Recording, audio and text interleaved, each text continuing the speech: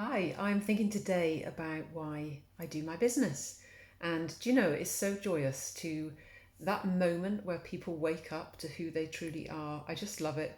Um, and that it is where people transform to realize that they are love. So for me, my journey began back in 2001 when I had the flesh eating disease and a near death experience.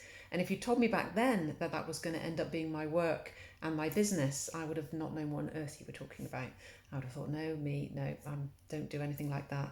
And it's just been the most amazing journey to discover who I truly am, to discover how to process emotions so that we don't get buffeted and driven by our emotions, which I was so driven by my emotions, causes a lot of drama all the time.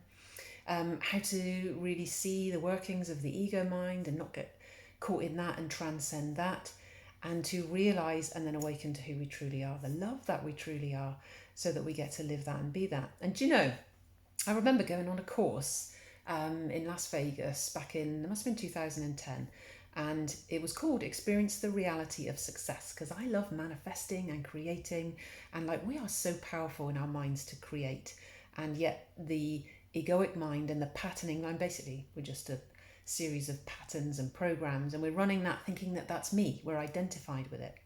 But we get to transcend that, which is very cool. That is our awakening. I believe it's our human evolution, and it's exciting stuff.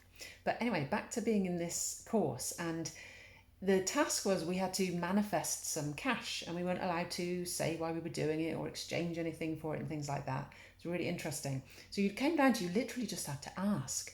And oh my God, I found it so hard. I could not ask. And the bit that fascinated me as well, that was fascinating, but also, I always say that that was one of the worst and best things that I have done, like all rolled into one, that experience. Because it was painful, but it was also brilliant what I saw. But what was interesting is, like, out of a room of like 300 people, there were only two people that did it.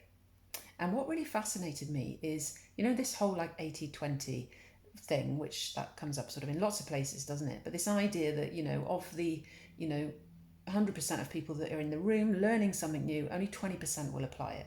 And it's always fascinated me of like, why? Why can't the 80% apply that?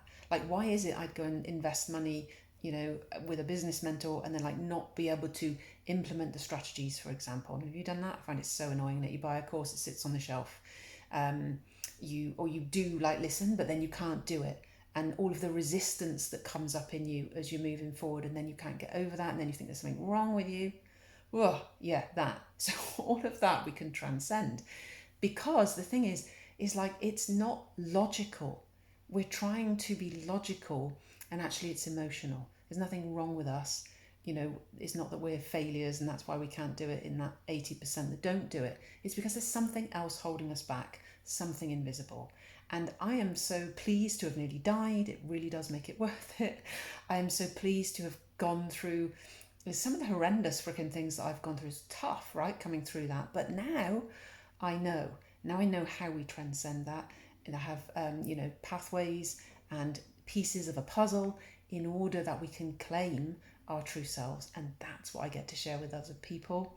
And that brings me so much joy. I cannot tell you. And that's why I do what I do. And it is just gorgeous. So I love it so much. So, yeah, I'll shut up for now. Have an amazing weekend. Bye for now.